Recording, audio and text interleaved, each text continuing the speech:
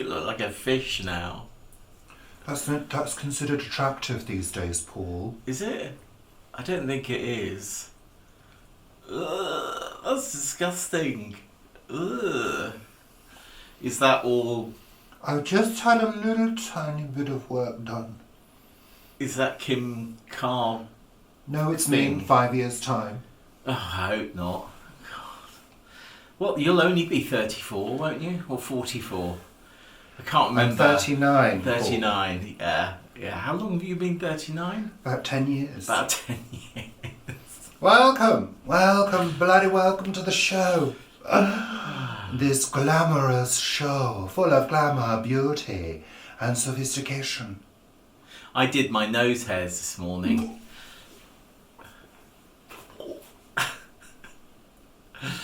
Richard said nobody will notice.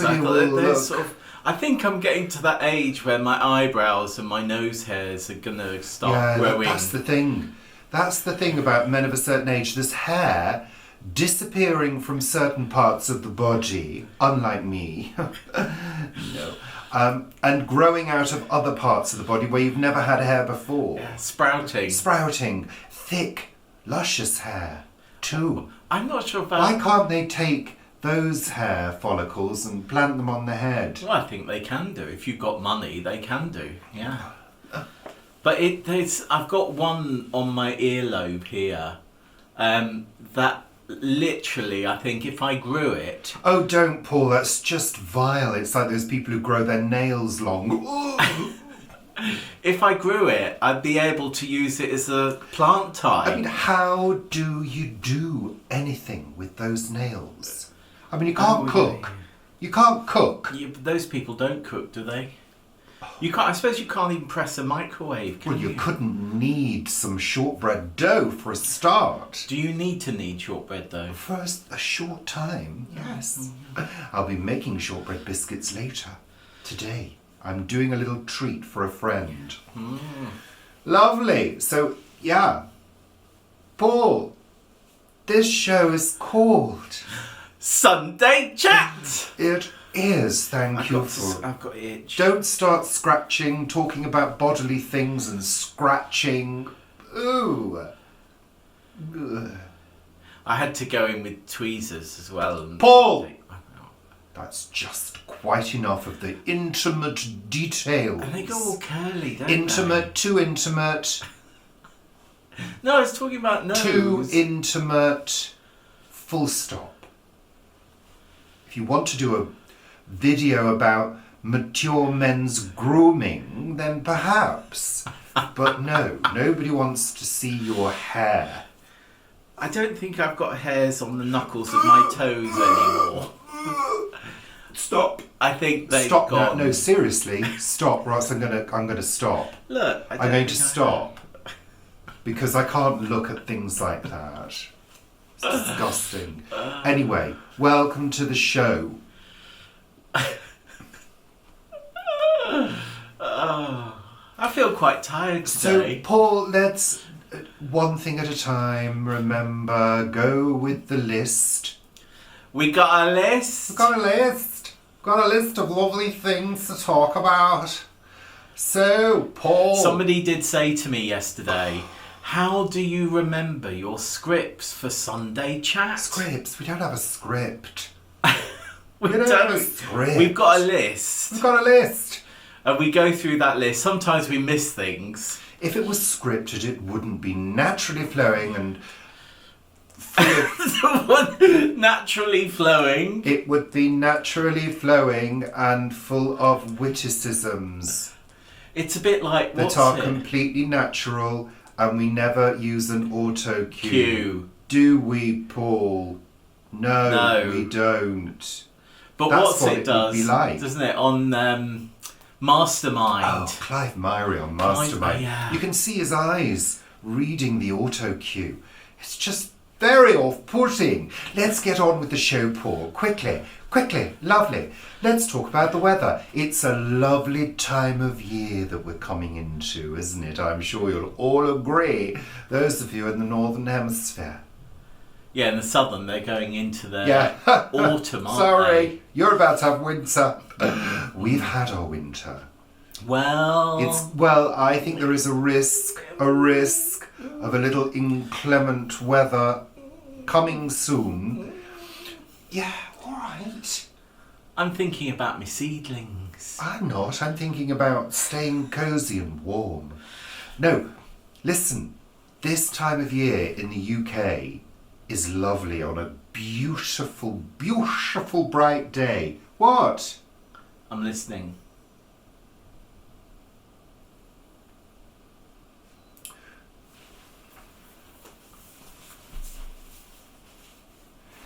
I'm trying to talk about the time of year. We're racing towards the equinox. Stop it. Which is days of equal night, day length equals. No, it's not plural. Day and night is equal. It's one day. Day and night is of equal length. Yes. And the thing about this time of year when it's sunny, when it's a sunny day, the sun is at a certain angle now and it comes in every room. Every room is infused with the beautiful brightness of the gaiety of spring. Don't you think? Yes. It is, it's yes. lovely. You said that earlier when you were opening the blinds. Yeah, and the only drawback... I thought you were going to sort of go into a song of, you know, The Hills Were Alive with the Sound of Music or something, the way you were talking about it.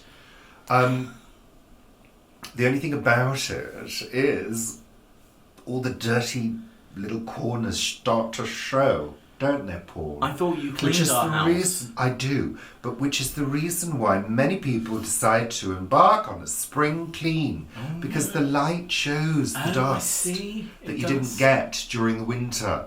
I think and of there's a course, few cobwebs that are no longer required that can we go. leave the cobwebs because they're the spiders' apartments.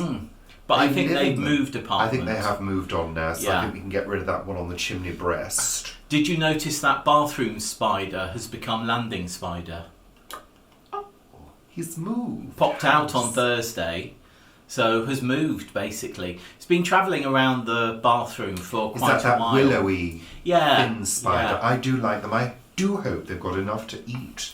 Well, yeah, I mean, they've got plenty of skin and things that are flaking off that they can They eat. don't eat skin. They do. Spiders don't eat skin. I think they do. I don't think they do.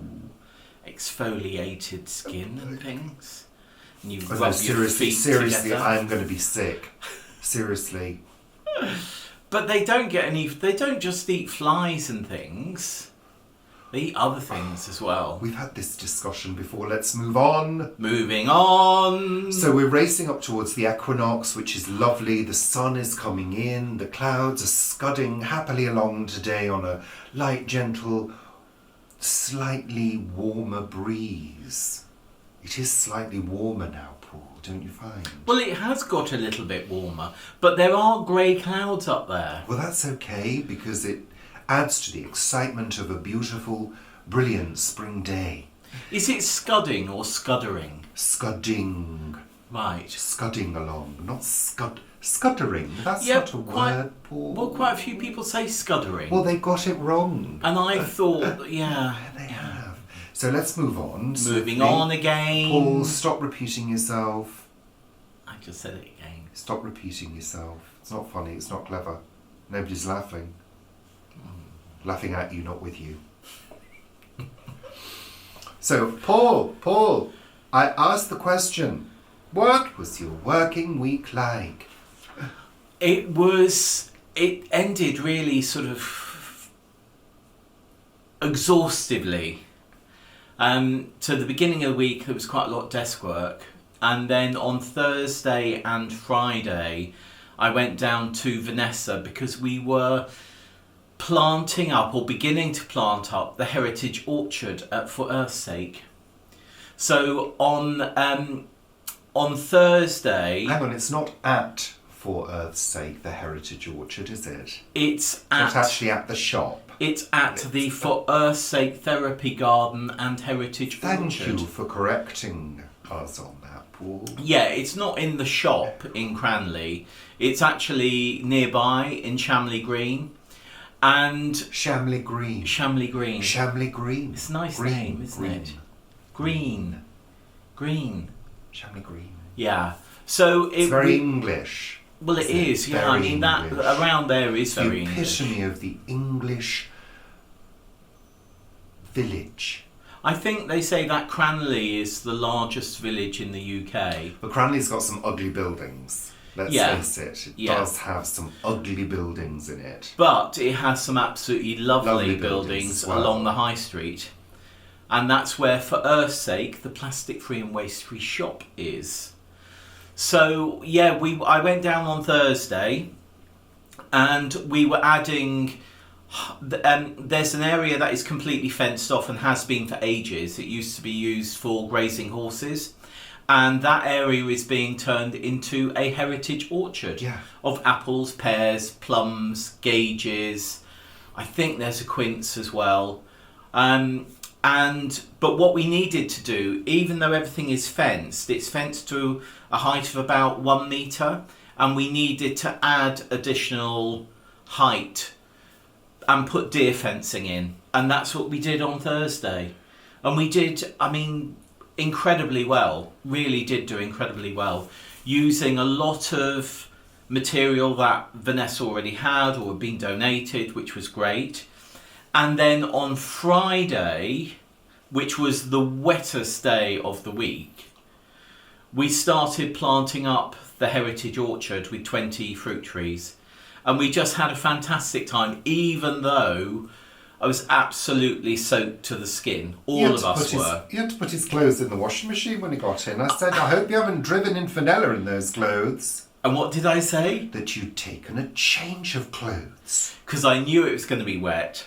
So I thought, better take a change of clothes. You thought on and looked sharp. Because Well Richard done. will have a whinge if I have wet the seat. hello? And he'll have a wet bottom. Yeah, you wouldn't like that. Well, it would make the car manky. Manky! Manky! Nobody wants a manky car. Manky car! I don't. No. Because I'm the one who's going to be valeting it. Valeting.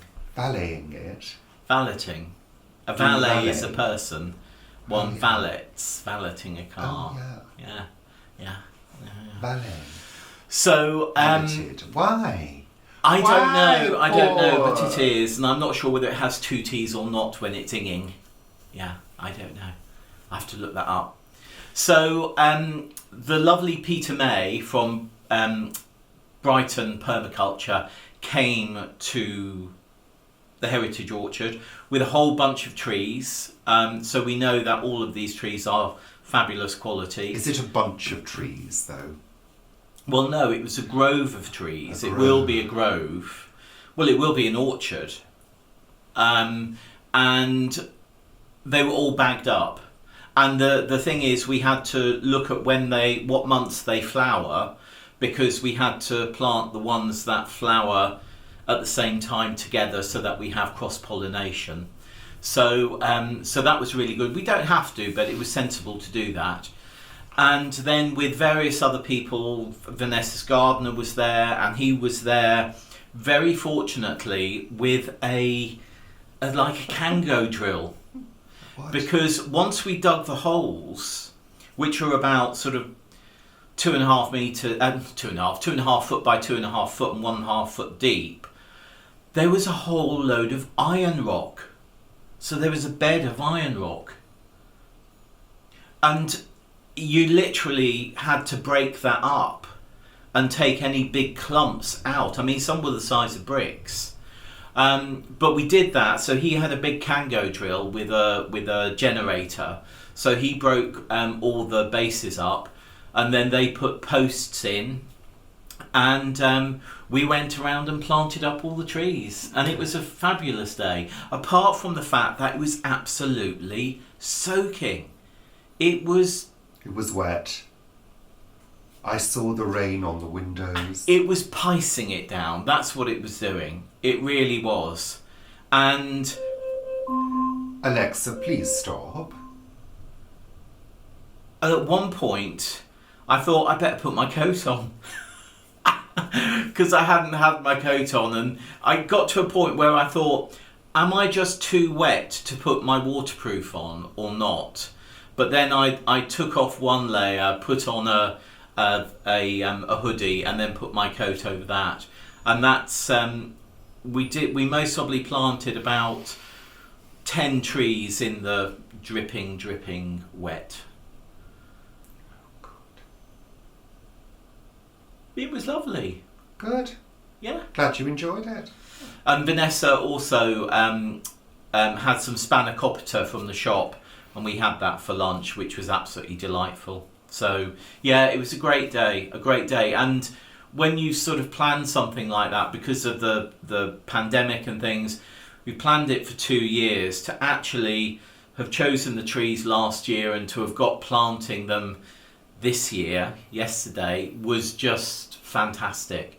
It really was. It was a sense of achievement. Great, Paul. And you can find out more about that if you follow us on Planet Vegetaria. That's a Facebook group by Richard and Paul. Richard and Paul since 2017. That's contractual. So what were you doing whilst I was working? Well, thank you very much for asking, Paul. Thank you. So, for me, the working week was an extremely busy one. It was too busy. Oh, gosh, yeah, it kind of took me back to the days before the pandemic, when we were extremely busy every day. And it was extremely busy this week. Non-stop, lots of phone calls, lots of messages for various people in the team, lots of slightly frantic people, a couple of angry people. The thing about my job is you will take, say, 5 phone calls, and you'll be in the process of writing up each phone call and then starting maybe another task as well, and then you'll get another 5 phone calls in, and you won't have finished the first 5 because you're trying to prioritise which ones are the most important to send first. And then you have to start the next 5, so you're writing all your notes, making sure it's all clear, you're working your way through them, and then you get another 5 phone calls come in, and suddenly you're like, I haven't even finished the first 5 yet, you know. So you're constantly playing catch up, whilst being asked to do other tasks which need to be done straight away. That's kind of how my day is at work. I mean, a lot of what you do is time bound, isn't it? Well, messages need to be passed on, things need to happen within a particular time frame. It depends. You have to triage, if you like. You have to decide which are the most important. So, you know, anything that involves somebody being in a safeguarding situation is extremely important, needs to be prioritised, needs to be got to the social worker as quickly as possible. Somebody wishing to book a room for that same day, that needs to be done there and then. So they're in there and booked and confirmed, and obviously has to have an email to confirm it. Urgent jobs that need doing in the building, like a leaky tap or a toilet that won't flush, needs to be reported ASAP. So you're constantly judging what's important, and you're having to write your notes. I write everything down, and then I work my way through my notes. Well, you need to, don't you? You need to have a track of everything. I mean, you know, you can go straight in. You can go straight into an email and have it open on the screen, but I worry that if something happens to the computer and it suddenly decides to shut down, and I've got so many windows open, it usually remembers what's open, but I don't like to risk it, so I do write everything down. And I have done those things in the past where you've typed up a whole thing, and then you've answered a call or something because you need to answer the call, and somehow you've highlighted everything and then deleted It's disappeared. Yeah. It's sort of like, where's that gone? I just spent an hour writing that and it's gone. Yeah. So, yeah, crazy busy actually. I don't stop from when I get in, and I got in early on one of the days. And you worked got back late. And worked late. Because you have to finish off. It's not the kind of job where you can just say, oh, I'll do that tomorrow. No. Certain things, yes, but certainly not messages from customers, because that's the whole reason that we're there, for the customer. Without the customer, there is no service, there is no job. And I think it's always important to remember that if you're in a service environment, which I am.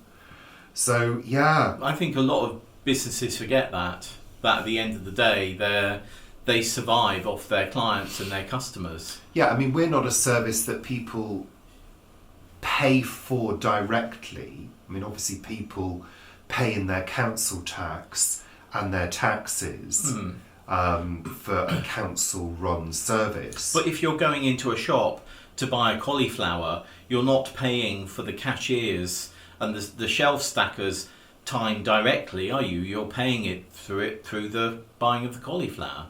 I mean, any business is like that, or most businesses are like that. Well, no, I mean, if you're in a call centre taking an order for some goods, that's a direct transaction, isn't it? That's what I'm saying. Oh, right, okay. There's no I'm not taking people's money over the phone. No, you're not. No. No. But you are effectively a public servant. That's what you are in my role. And you have to behave accordingly and perform to the best of your ability. There are some people that work for the council who don't do that. Oh, yeah. Councils in the UK have a reputation, and probably in other areas of the world, as being filled with lazy people who don't do the job. And the BBC was the same, wasn't it? The BBC was full of dinosaurs who were just riding it out to retirement. Horrendous. I hate that kind of attitude, and I've always vowed never to become that person. So you're never going to retire? No, Paul, never to become the person that, the bitch receptionist. I'm never going to become that, because it's so unfair. And I've come across so many bitch receptionists, especially in doctors' surgeries. There's still a few that exist. I speak to them. Our doctors are very nice now, aren't they? They are now. They are now, since they got rid of all the old dinosaurs. Anyhow, let's move on. So, working week finished, and then, I've been doing a bit of spring cleaning. And washing. I mean, you did some washing the other day. Well, I was spring cleaning. I did the sofa covers. Oh, that's right, I did the sofa covers, which is always a lovely job. Fresh sofa covers. And the throws I did. What else? Floors, bathroom, shower room, descaling things, cleaning old spoons. Yes, our electroplate. I saw you done that. I did a little video to show you how to clean electroplate nickel silver using bicarb, tin foil and hot water. Great technique to try if you've got any of those old vintage pieces that look like silver, but they're just silver plate. And it's just for silver plate, isn't it? Yeah, it's just for silver plate. I think it'll work on silver as well. Right. But yeah, it's... But somebody asked, will it work on copper? And I don't think so. I think what does it sort of... It's electrolytic action. It draws the tarnish into the foil. It actually puts, I think, a small charge through the foil, and it draws the tarnish into the foil. I think that's what it does. Oh, we've gone a little bit dark, Paul. We have. A huge cloud has come over. But copper, copper coins, we used to use brown sauce for... Or tomato sauce. Or tomato sauce, because of the acid in it, I think. The vinegar. So, yeah. So, yeah, it's been a busy week. I've got a couple I think of... copper pans, I don't think copper pans should be cleaned. I don't know anything about copper pans. I don't think I've copper never pans had should one. be cleaned. No. I mean, they should be cleaned, but not stainless polished. steel all the way. Yeah. I believe, really. I mean, those stainless steel baking trays, they come up lovely. I mean, I've been to some houses, and the baking trays, wow, leave a lot to be desired.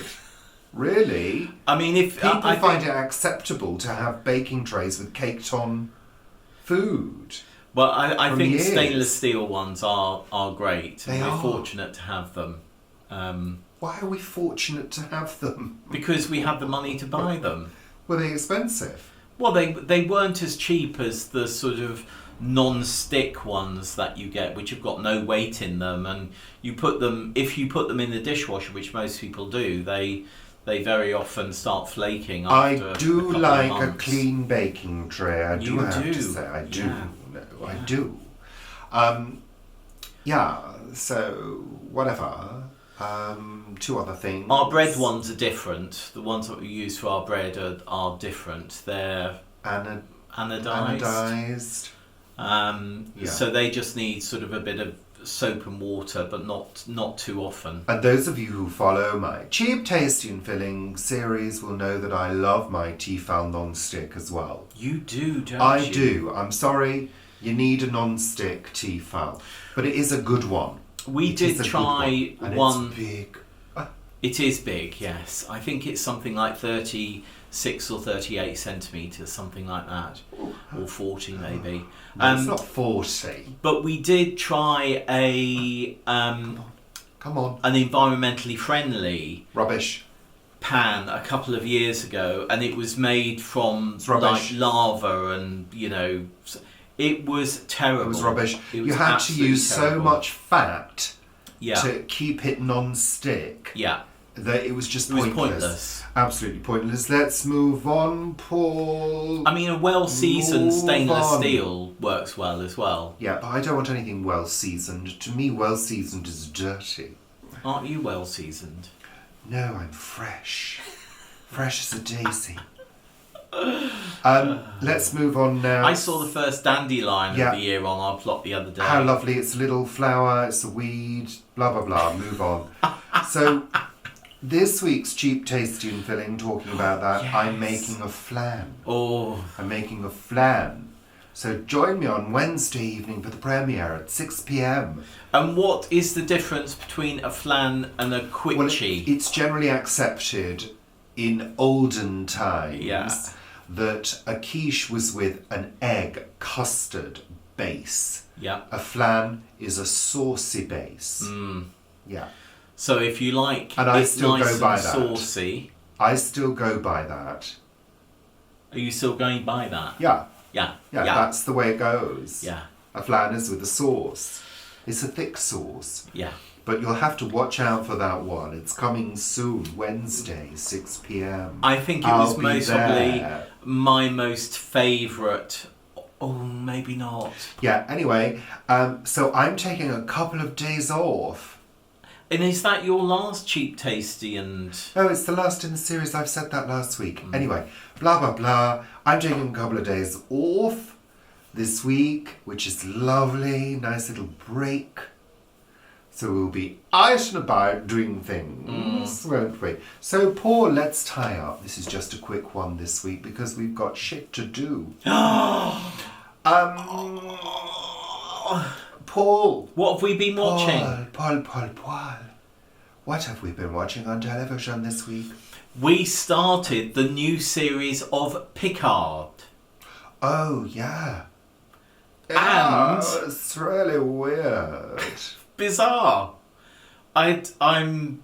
It was a bit all over the place, and I think there was a reason for that, Paul. Right. I think there's a reason. I missed the end. Yeah, you fell because asleep. I was falling asleep, which I normally do around 9:30. there's a sort of half an hour period where I seem to just fall asleep, and then I get my second wind. Right. And I wake up again. Right. But then I fall asleep again. Picard, yeah, a really odd start to the newest season.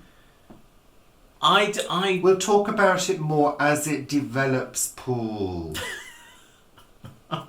Won't we? Because we don't want to give anything away to people who haven't watched it. Well, we can't give much away because it was just a bit of a bizarre, convoluted episode. Yeah. So. Anyway, Parks and Recreation we continue with, which we love. Absolutely love. And what's it? Rob Lowe and Rob the Lowe other they just sort started. of come in. I think that's the end of season 2 or beginning of season 3. So that's lovely. And for those of you who wish to go into a coma on a Friday night, Gardener's World is back.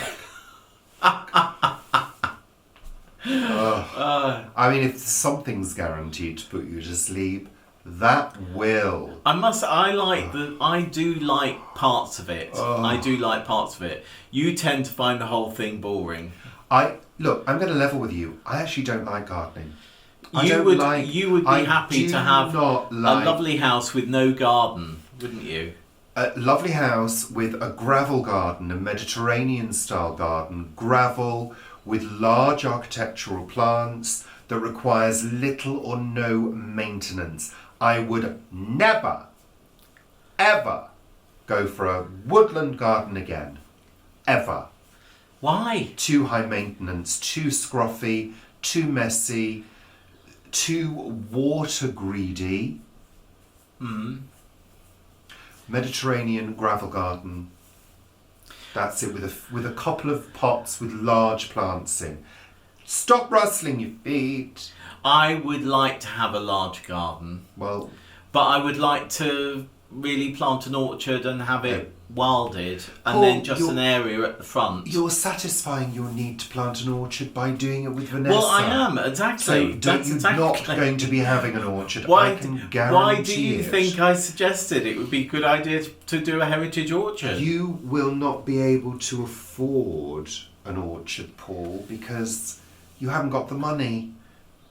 Well, no, not. Let's remember, I own half of this house. I own 51% of this company. Yeah, you own 51%. Well, you own 50% of the company. Yeah, 51%. I own the house because it's all in my name. I don't think it is. Well, that's the piece of paper I got you to sign 3 years ago. I don't think it is, Paul. Signing it all over to me. Otherwise, my name wouldn't be on the Santander post that comes through. There no longer are. But it is, Paul. Don't be ridiculous. But yeah, or yesterday... you might befall a terrible, terrible accident. Well, it'll all go to the RSPCA. I don't think it will. No. Yesterday, I did see a lovely house. And I have no idea why it was sent to me, via email, because it was actually in Yorkshire. But it was lovely. For those of you wondering, yes, we are still looking for a property. We have our alerts set up. We're slowly getting through the jobs in this house, although we've been a little bit distracted recently. Yeah. Which is annoying. We haven't achieved what we needed to achieve so far. No, you haven't, have you? No. Well, I don't get any help in doing it, do I, Paul? No, I don't. While you're messing around down at the plot, providing a small amount of vegetables.